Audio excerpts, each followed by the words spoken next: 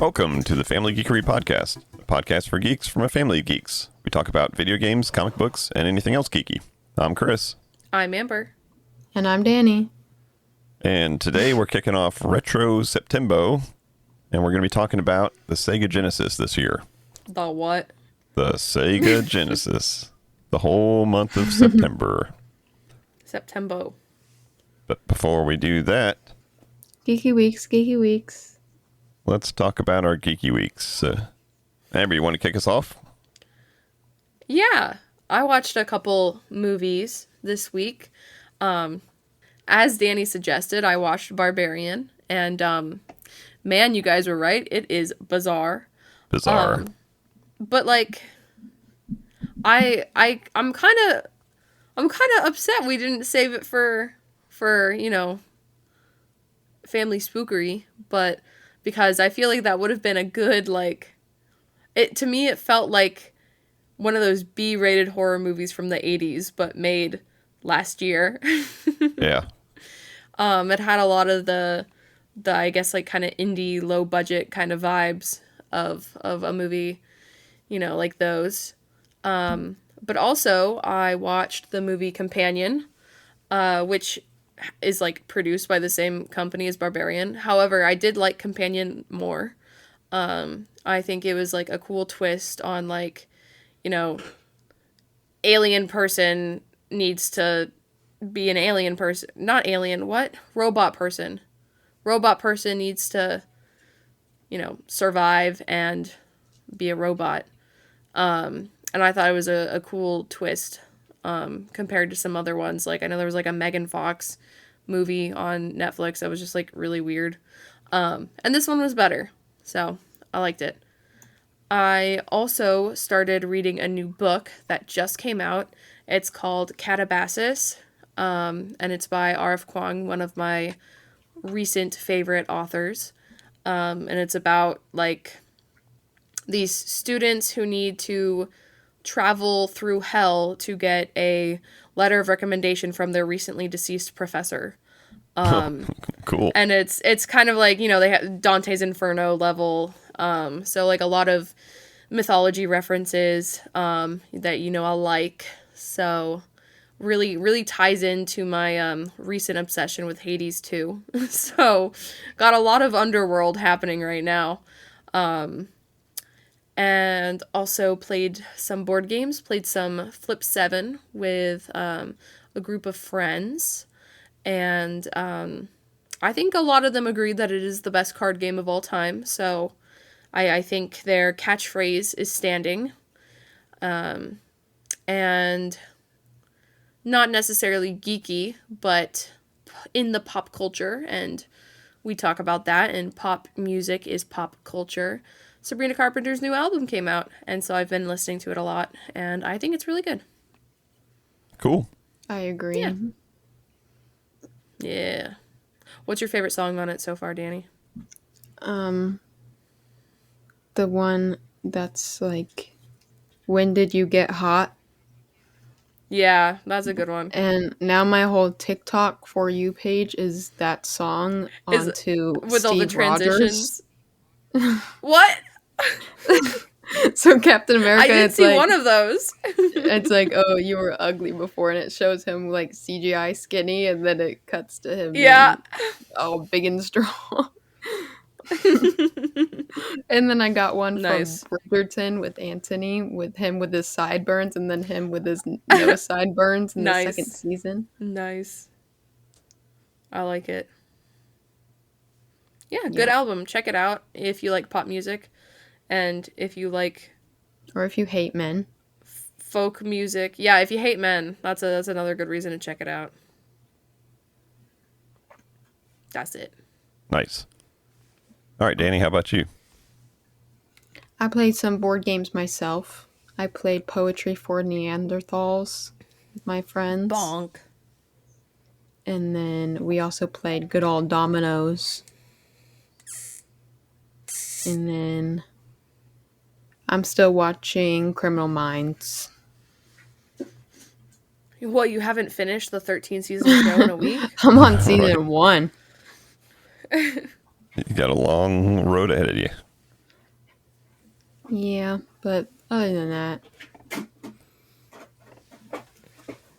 nothing much. Cool. I saw a couple movies. Last night went and saw Sign of the Times, which is a Prince movie. And I wasn't sure what it was. I didn't know if it was going to be a documentary or something. I just saw at the local theater on the IMAX screen, they had a Prince, Prince, the artist. Yeah. Formerly known as Prince. Formerly because he's no longer with us? No. Oh. For a period of time, he was just known as a symbol. Huh? Yeah, he changed his name legally from Prince to, it was just a symbol. So if you ever look at Prince and you see it's like a peace sign / I don't know, Ankh or something, I don't know. But they referred to him as the artist formerly known as Prince during that period. Oh. Now he's just known as Prince again. But this was a movie that was, I guess, recorded in like 1986 or something. And it was, I think they took some concert footage, but they kind of tied it all into kind of a story type thing. And it was really cool.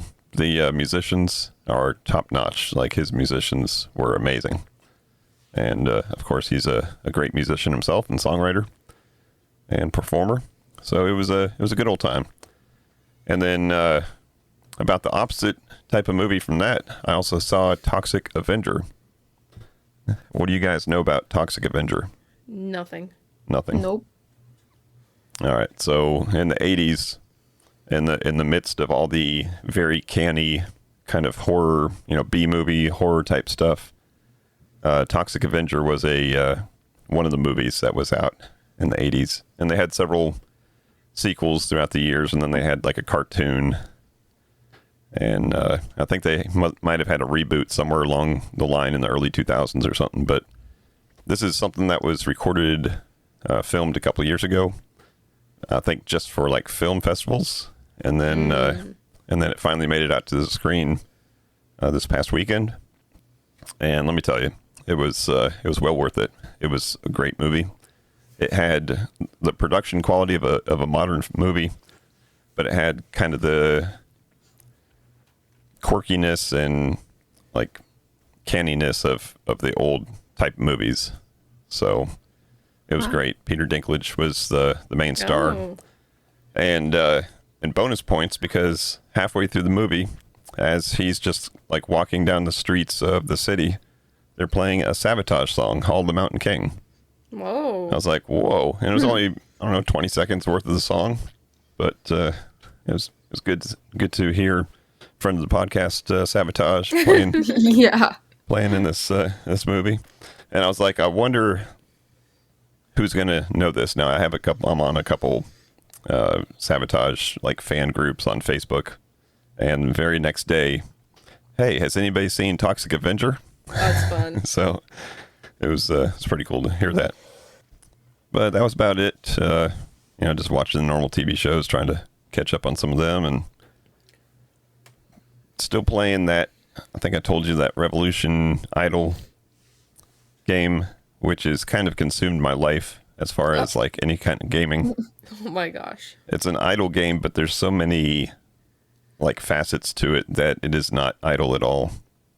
Like, you're always tweaking something, doing a challenge, trying to min-max everything. And it's got to be the most in-depth type of game that I've ever played of that style. So, yeah, that's kind of taking up all my gaming time right now. Watching little circles go round and round. But highly recommended if you want to lose some time and wonder why it's 2:00 in the morning and you're still watching circles go round and round. And you're not clicking on them to the tune of music? That's crazy. No, but what's funny is, so the whole thing is circles, right? Different concentric circles. And I didn't even do this on purpose, but at some point, a little hidden achievement, because there's Steam achievements and then there's hidden achievements. Mm-hmm. A hidden achievement came up and said, it's not a cookie. And the little description was, tap the circle 20 times in a row or something like that, which does nothing. You don't have to tap on anything at all, but it says that it's not a cookie. And I was like, oh, that's funny. I was making an Osu reference. I don't know what an Osu is. I thought you meant you would click the cookie clicker to your music. No, it was an Osu reference. Oh. The click the circles game, where it's like the rhythm game. Oh, that game. Click the circles. But that's about it for me, so let's go ahead and get into the main topic. Now, this is RetroSeptembo. As we are recording, it is actually September 1st. So last year we celebrated RetroSeptembo by going through the catalog of some classic NES games, and we had fun playing through all those. So this year we're taking the next logical step in the history of video games and going to the Sega Genesis. So yeah. Because there's, I think, 5 Tuesdays, which is our release day, 5 Tuesdays in September, we're going to spend this week just talking about the Sega Genesis and the importance of it as a console. And then I'm going to talk at the end of this episode, so stay tuned, about what the 4 weeks will hold for us as far as playing some games. Does that sound good? Yeah. Yep. All right, so before I get into kind of consolidated history of the Sega Genesis and kind of framing it in the home console market, I wanted to first ask you guys, what do you even know about the Sega Genesis, if anything? The jingle. What's the jingle? No, don't ask me. Is it this? Sega! You have a soundboard? Wow, Danny, you did it so good. Is that the jingle you're talking about? Yeah. She wasn't here for prep. She didn't know there were sounds. There's sounds. There's going to be lots of sounds. Yeah, so is that really it? Because I don't even know when you guys were little if I had a Sega Genesis set up, or it might be one of those that I would pull out every now and then as mom wanted to play some Sonic or something. I'd hook it up to the TV and then put it back away because she'd say, "Get that out of the living room." What about you, Amber? What's your history with the Sega Genesis besides the jingle? None. Okay. Except for other Segas. Other Segas, like what?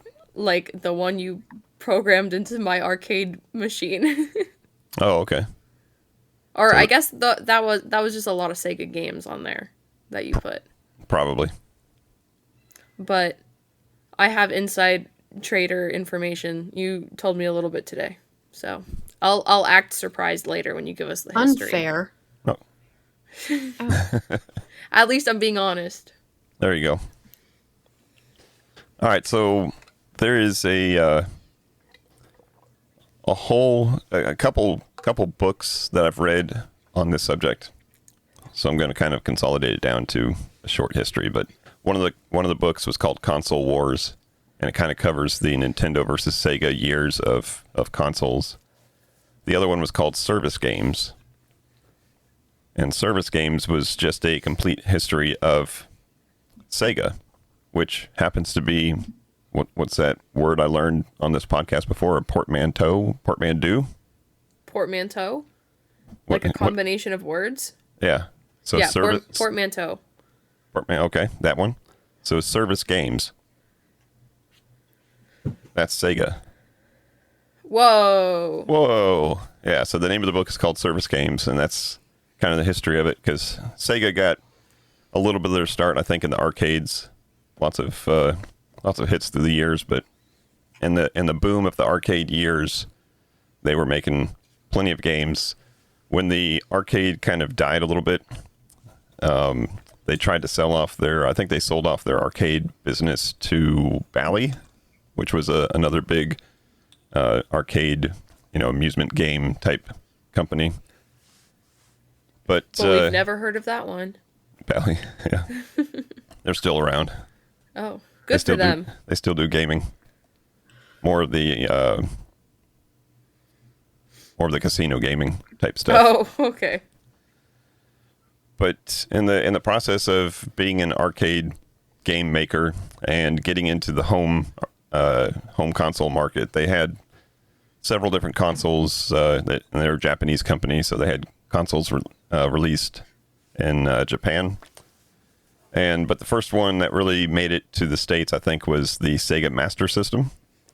And the Sega Master System was an 8-bit console that came out about the same time, same kind of generation as the NES. Now, the NES was just such a powerhouse that the Sega Master System, it had some market share, but it didn't have a lot of market share. But just as soon as they got that one out, they decided we need to kind of compete with Nintendo a little bit more, so we want to get ahead of the market. So they started right away working, and they decided the only way we're going to blow Nintendo out of the water is if we go straight to a 16-bit game system. Now, they had, in the arcades, I think there was like the System 1, System 2, was some arcade boards that they would, it's basically the framework of the arcade board that they would make their games on. And they had a System 16 in the arcades, which had a lot of good hits. And it was a 16-bit console that used two 16-bit Motorola 68000 processors. And they were very popular games. So they decided, let's take that architecture, that System 16 architecture, and put it into a home console.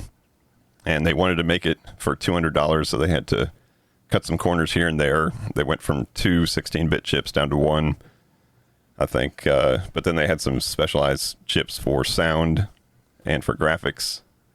And they started making this thing that would become the Sega Mega Drive in Japan. And that was released in 1988. And then they didn't want to call it the Mega Drive in America, so they tried out a couple different names. In the process of trying to get into the U.S. market, they tried to partner with Atari, because Atari was obviously one of the big names in America. And Atari had a CEO called Michael Katz, and he was like, no, it sounds like an expensive venture to get into 16-bit. We're gonna stick with our Atari, one of their computers. They had an Atari 400 computer or something like that they were working on. So they said, no thanks.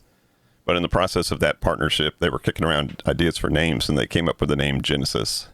So even though they didn't get to partner with Atari, they did get to keep the name, and they decided to call the console the Sega Genesis here in the States. So that released in 1989, and they had a little bit of competition from NEC. NEC was still is a big electronics company, and they had a system out that was also a pseudo 16-bit system that was doing pretty good at the time, called the TurboGrafx. And so they were a little scared of that, but they knew they were ahead of Nintendo, at least by a couple years. And as soon as it hit the market, it started just blowing people away. So they were able to get that arcade look right there in the home, which wasn't something that, up to that point, even if you had like an arcade port, which is when you take an arcade game and try to put it on a home console, they would be close, but they would never be good enough. The Atari had a lot of them with Pac-Man, which was a very famous port that was just horrible. It looked nothing like Pac-Man. And then, Donkey Kong is on several different systems. But the Sega Genesis was the first home system that really took the look and sound and graphics and everything of a true arcade game and put it into your house. So they had a CEO to handle the U.S. sales and stuff, which oddly enough, they hired Michael Katz from Atari. Oh, wow. Yep. Took the name and took the CEO, and they got the ball rolling. They were getting stuff done, but they knew that Nintendo was knocking on the door pretty soon. So they hired a new CEO to help out with marketing, and his name was Tom Kalinske. And this guy, he knew nothing about video games, but he knew marketing. And his biggest credit, he worked for Mattel for many years. And he was the one that revived Barbie and made Barbie basically what Barbie is today. instead of just a one doll. When he took over Mattel, Barbie was just a Barbie doll. Yeah. And once you bought it, you didn't need it. So he's the one that came up with, well, Barbie needs some friends. We need a dude Barbie. And we need, different professions. Like, let's make a teacher Barbie and nice. a pet walker Barbie. And so he's the one responsible for stealing a bunch of money from little girls. He revamped Hot Wheels, which was also Mattel. Whoa. And then he came up with the He-Man and the Masters of the Universe. So dude's crazy. They were like, well, you did a good job with Barbie, but none of the boys buy Barbie dolls, so we need something. We need a dude Barbie doll. So they came up with He-Man. Nice, yeah, makes sense. Which is also, we've talked about on the podcast many times before, how like the toys were one thing, but the shows, the cartoons, and all that stuff were just marketing hype for it. And He-Man was one of those that kind of trailblazed the whole, hey, let's make a cartoon so that every day the kids come home from school, they watch this, and then they need to go buy the new He-Man doll. Yep. But they're not called dolls, right? They call it action figures if a boy's buying it. So they got him involved, and he got into, he took his marketing genius and pumped it into Sega, and he's the one that came up with the Sega Scream. So that's not the Sega that we did before. That's not the Sega! At the beginning of every cartridge. It was in the commercials. I don't know if you've ever seen an old Sega commercial, but they would always end with, how like PlayStation ends with PlayStation. Mm-hmm.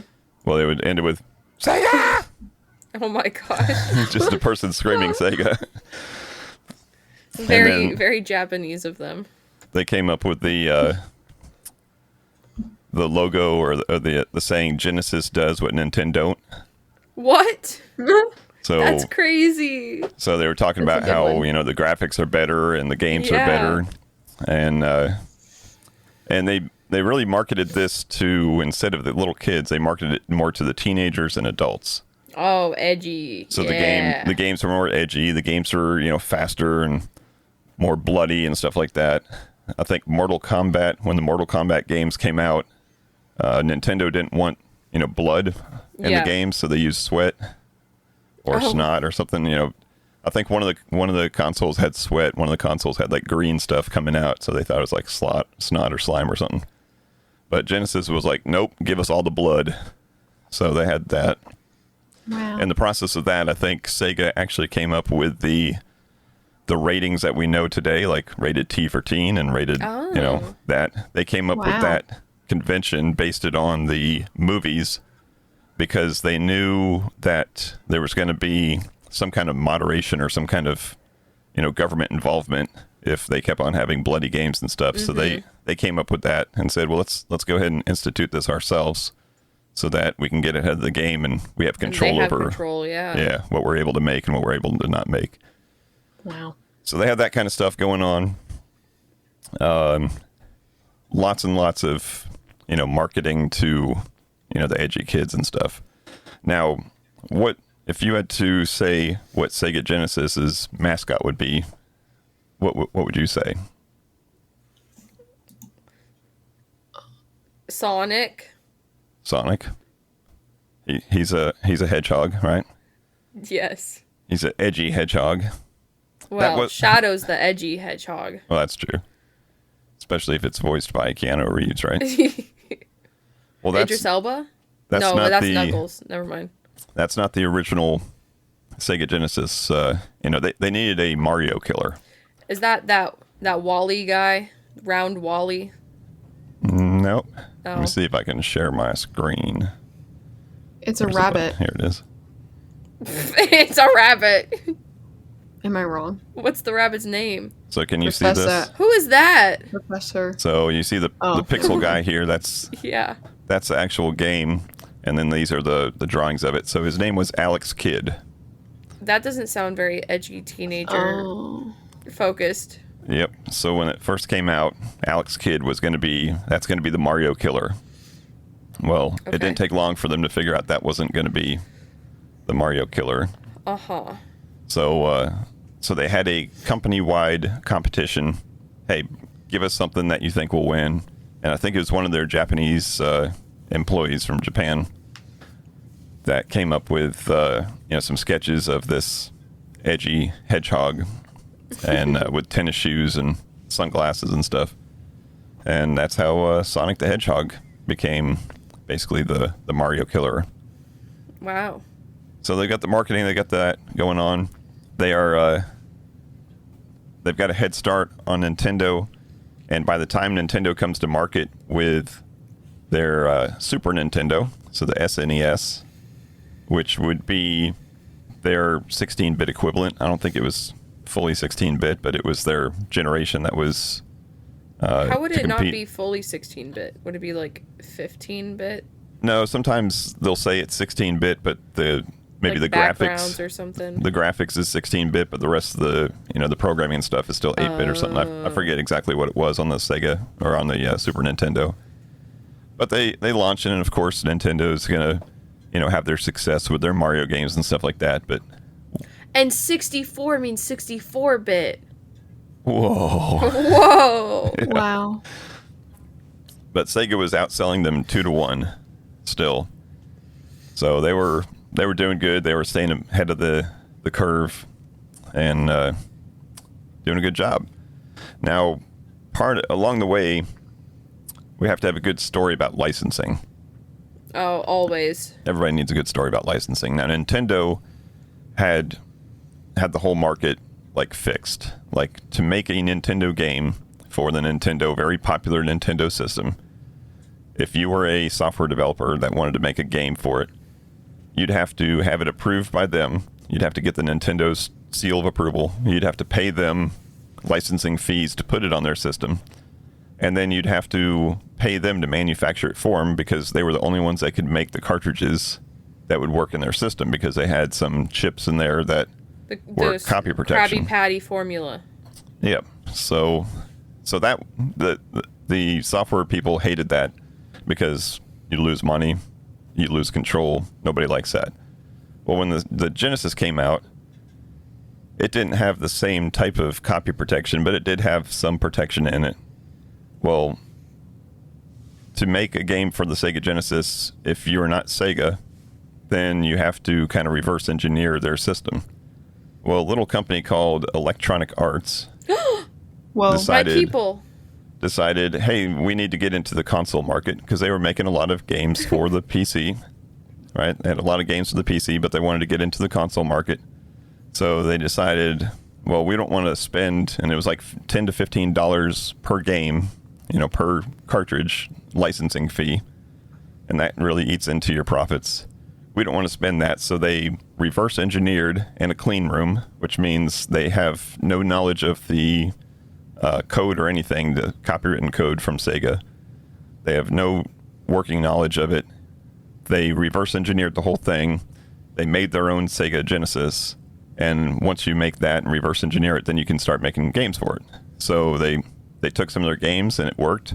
So they went to Sega and they're like, hey, listen, we reverse engineered your system, and we can make games for it, and we can just go ahead and start manufacturing these games ourselves and selling them. But we don't want to do that, right? We want to work with you, but we don't want to pay you your outrageous fees. Wow. So we need to come to some EA of them. Yeah, we need to come to some arrangement. So Sega didn't know if they were bluffing or not, didn't know if they really did reverse engineer it, but they erred, I think, on the side of caution and said, okay, let's figure out a deal. So I think they really decreased their licensing fee, and they relinquished the rights to manufacture to EA. Oh. So now EA can make their own cartridges. They don't have to spend a ton of money on licensing.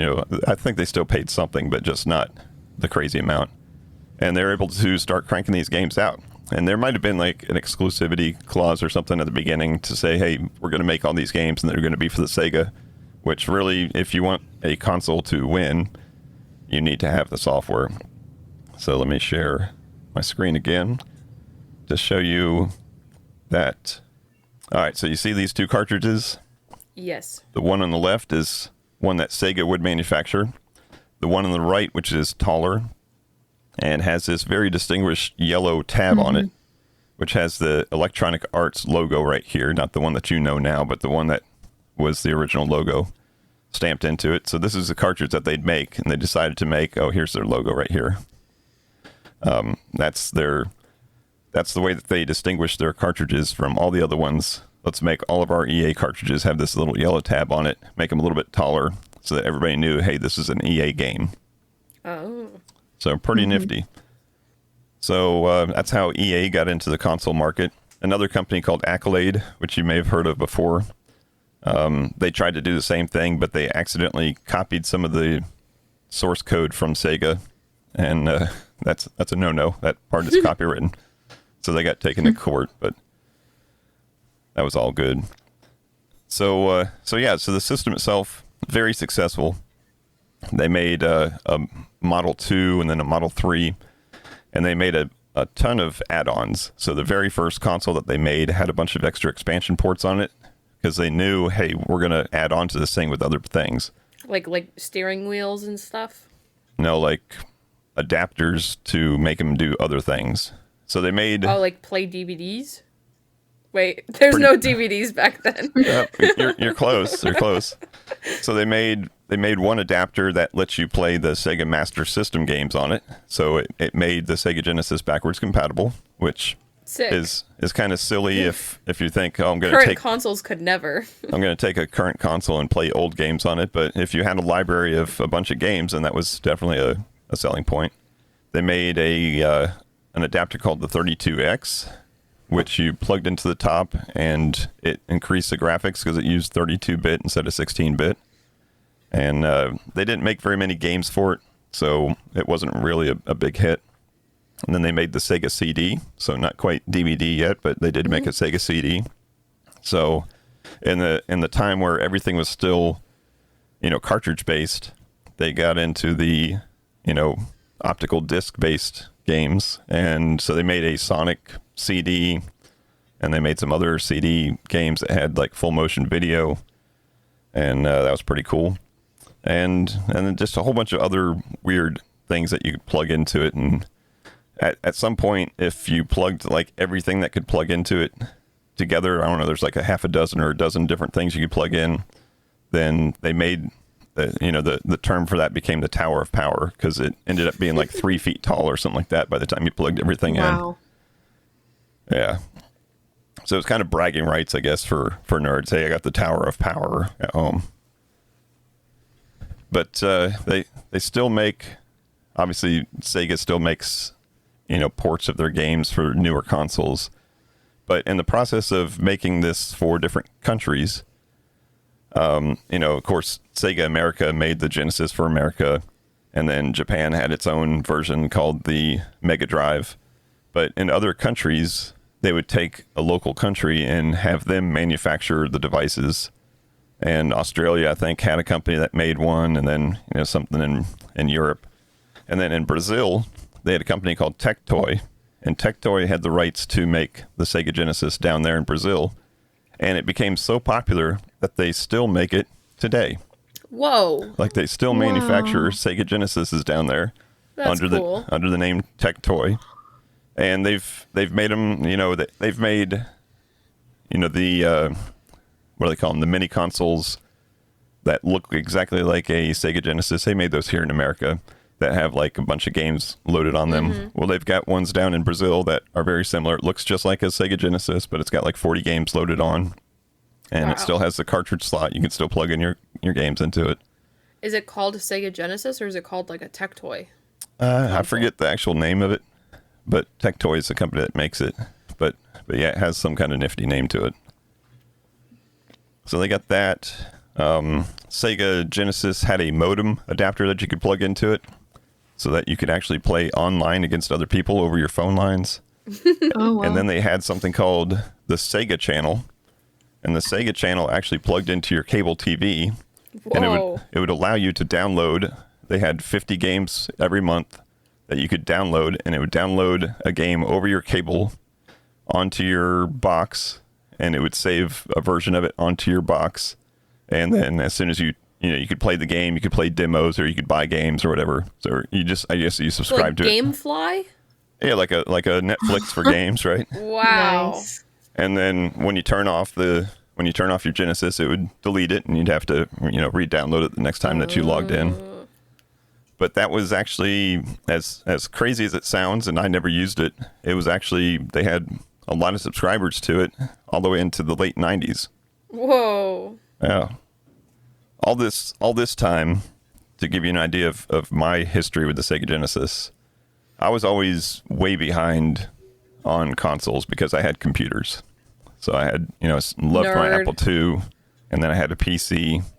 So even back in the late 80s, early 90s, there was a, PC gamer versus console gamer. And when you have a PC or an Apple II at home and you're playing all your games on that, you don't really need a console. So I think I got the NES, I think I got it like in 90 or 91, which was well after it came out. It came out like in 85 or 84. And then Sega Genesis, I think it was, so it came out in 89 in America. I think it was 95 or 96 when I bought a Sega Genesis. Now, in the process of doing that, you get it obviously a lot cheaper, and you get it packed in with better games. So the one that I got came with a 6-in-1 cartridge that had like the 6 most popular Genesis games on one cartridge, and that was the pack in for the console. I have a quick question. Go for it. What console was that one game, like the Jumping Johnny or whatever, the guy with the trampolines? What was that on? Oh, Sammy Lightfoot. That one. That was Apple II. Oh, okay. Now they had that. I think they had that game on the Coleco, a very early console. But yeah, I played that on the Apple II. Okay. So yeah, I think the original Sega Genesis, when it came out, had a pack-in of a game called Altered Beast, which was an arcade port. And then later, I think when Kolinsky came in, they decided they're going to pack in Sonic, and that's what really took them over the edge. The Sega Japan said, no, I don't think you should. Now, remember, Sega Japan is still kind of the parent company, and Sega America is kind of working for them, but they make their own decisions. Sega Japan said, no, I don't think you should take your most popular game and give it away for free. But the silly American that was the master of all marketing said, yeah, I think we should. And obviously it was the right decision. Yeah. So whether it was Sonic or Sonic 2 or Sonic 3, one of those games came with the system for many years. And then Nintendo still does that. Yeah, they usually pack in something. The other thing that Japan didn't like was this the very marketing that made it what it is. The making fun of Nintendo and stuff like that. Mm-hmm.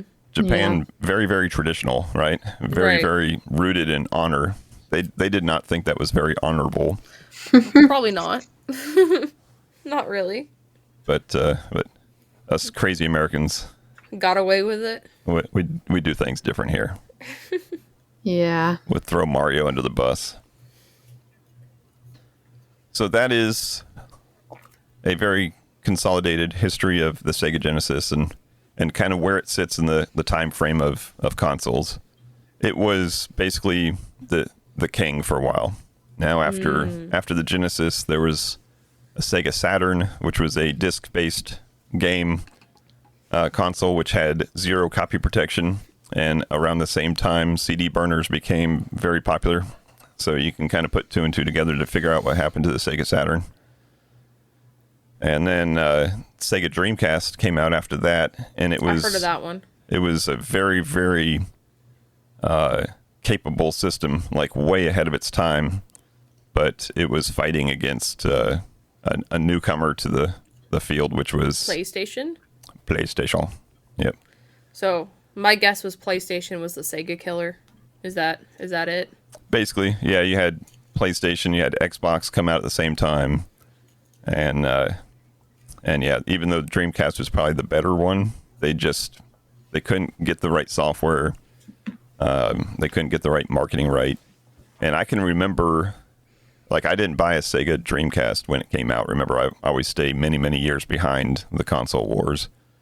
And I remember going into a Best Buy, and there was a pallet of Sega Dreamcast sitting in the middle, and they were priced $49. And this is a console that probably started at $299, probably get marked down to $199, but $49 for dang this console, and the pallet was still full, right? It wasn't selling off the shelves, and I didn't even buy one.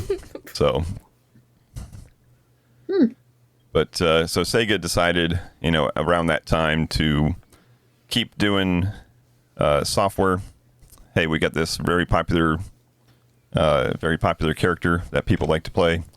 So they continued to make their games, and that's why you see games like Sonic and Mario at the Summer Olympics and stuff like that.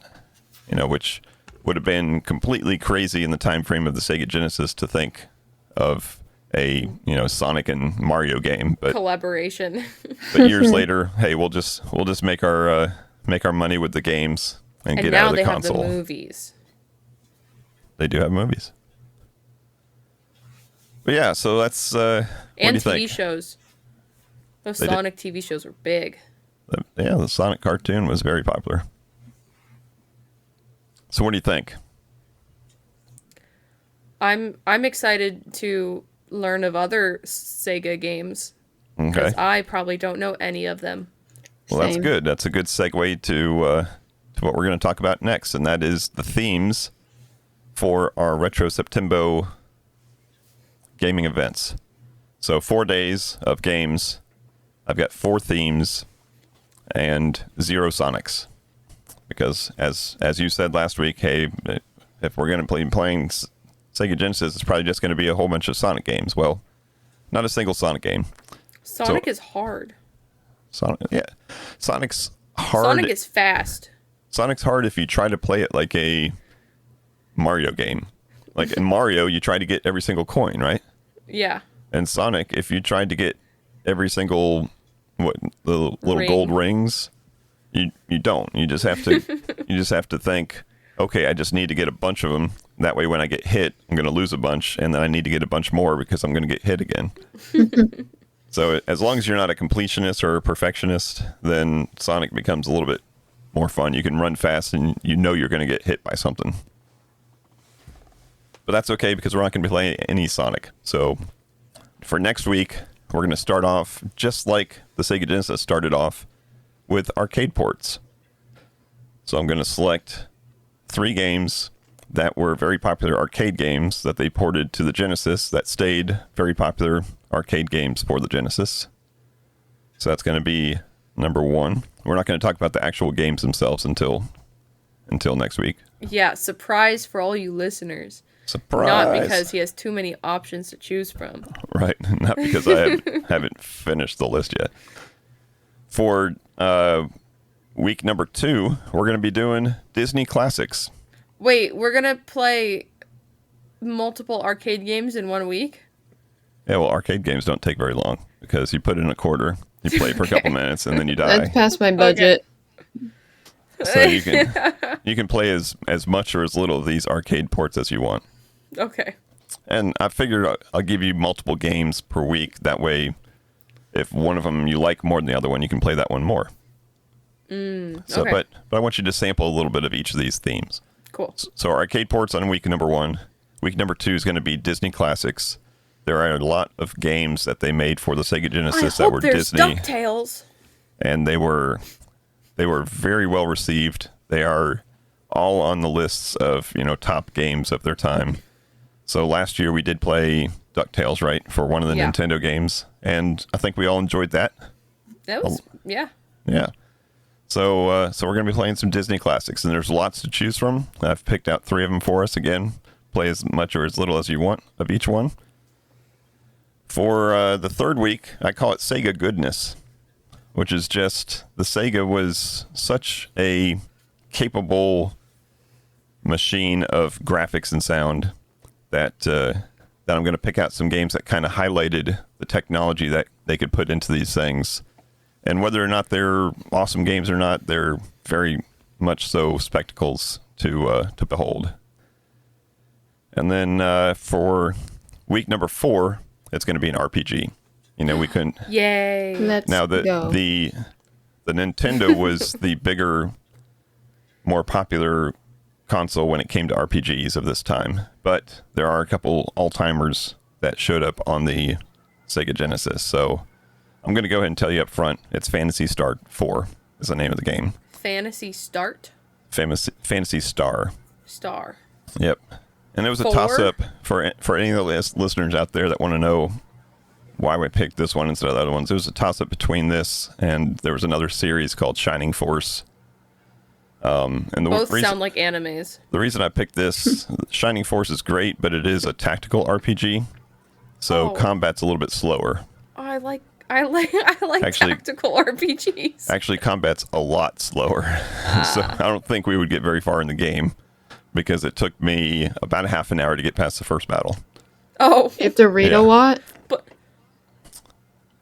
I don't know if you have to read a lot. But Fire Emblem and Pokemon are some of the best games. Well, Phantasy Star is considered one of the best. Now, we're doing that week 4 because I'm going to get that to you guys ASAP so you can start playing with it. And you can kind of play it throughout the whole month so that you have more time to experience it instead of just 1 week to try to ingest a RPG. Good idea. Cool. Now, I talked about Sega goodness, and I meant to do this in the little history part, but I want to give you guys a little sampling of some music. Now we know that the graphics got a lot better when we went from 8-bit to 16-bit. We also have a couple new technologies like parallax scrolling that happen on this console, which we take for granted today, but is very amazing when you see it for the first time. And then we have transparencies. So transparency layers on the console, which I think was new to this console. And then we have some amazing sound chips in this console that give us sound that is unlike anything of its time. Now, we all know what like a Nintendo 8-bit sounds like, right? A Nintendo 8-bit chip tune, you know, boom, boom, boom, boom. I don't want to get a copyright strike, but you know, you know what it sounds like, and there's maybe 2 to 4 voices at the same time, you know, on a song like that. And when I say voices, I mean like samples that can be played. And of course they got very good, like the musicians that made the music for the Nintendo 8-bit era. Amazing what they could do with such limited resources. But once you start giving them 6 channels of audio or 6 channels of samples and then audio on top of that, you can do some pretty amazing things, such as, and we all know this song, right? Yes. So this is from Sonic the Hedgehog. And you can hear all the things happening. And what you might not be able to tell is how stereo it is. So the console itself had both a mono and a stereo version of cable that you could plug into it. Because a lot of TVs back then weren't stereo. They only had one speaker. But by the time this thing was, you know, fully vetted, stereo sound was amazing. So let me give you a couple more bangers here. This is going to be one of the most popular games of the system right here. This is like clubbing music. I've never been to a club. So this is the main track from Streets of Rage 2, probably one of the most popular, I guess beat 'em ups is the genre it would be called. So think about your X-Men. X-Men, the Avengers game, the Simpsons game. So Streets of Rage was the most popular one, and this is Streets of Rage 2. Now, music and sound effects were so important to the system and so popular that in this game itself, in the options panel, there was a way to go in to select BGM 1, BGM 2, BGM 3, and you could scroll through and play it. So background music 1, this would be it. Background music 2 would be whatever the background music for level 2 was. And then you could scroll through all 128 sound effects like pop, ow, shoot. Wow. You know, all the different. That's crazy. And you could just scroll through them, and if you had a favorite sound effect, you could just scroll through and find it and just keep on hitting that button. So we got that. This is another one that you might hear. And this is like a legit song here. Yeah.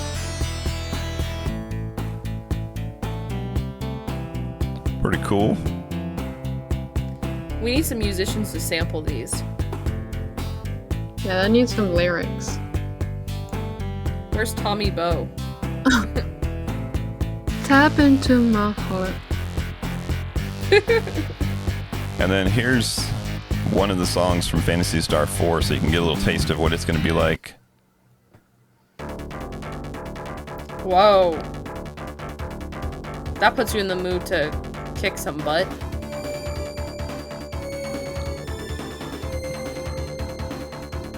But yeah, very capable sound engine on this console. And I can't wait for you to experience some of these songs on the games that we play. Wait, so what was Final Fantasy on?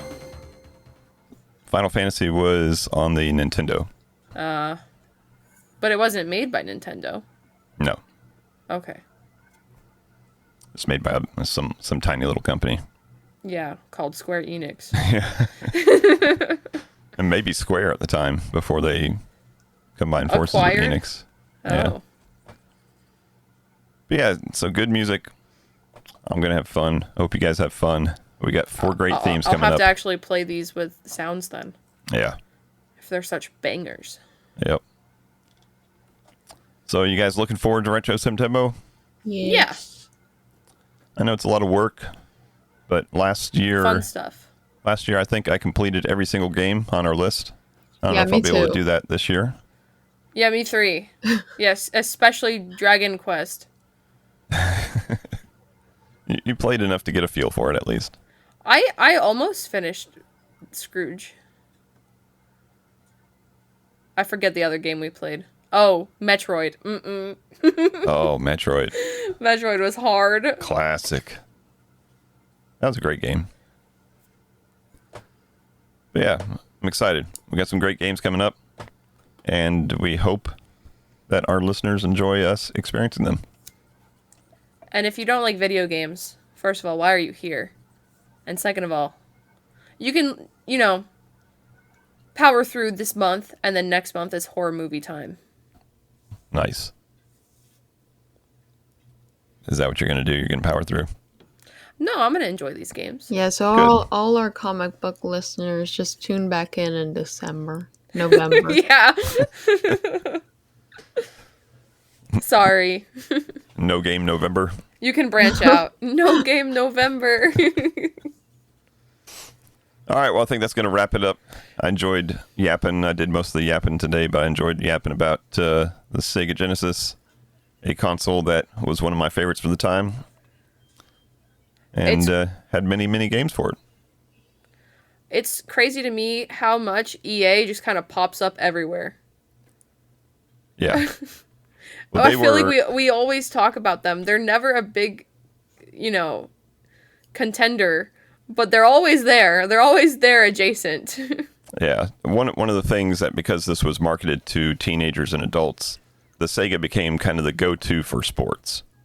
Oh. And EA kind of helped them with that because, EA started with some games like Populous and stuff like that were and then the computer snowboarding ports. games that you can play in Sims, like SSX or whatever. Oh, yeah.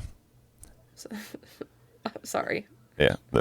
Some of those came more in the Sony years, but Yeah. But Sega got some very good. They always had big names, right? John Madden. So you had a little game called John Madden Football on the Sega Genesis that has later just can we play become Madden. But there was a lot of other. I played a lot of basketball games and football games. There was a Deion Sanders game that I think I played the heck out of. Very famous football player. So yeah, they became the go-to for sports. And then even moving into the Sega Saturn and the Sega Dreamcast, they still, I think, had the corner marketed on sports, and they even made their own company called Sega Sports that made games that competed with the EA games.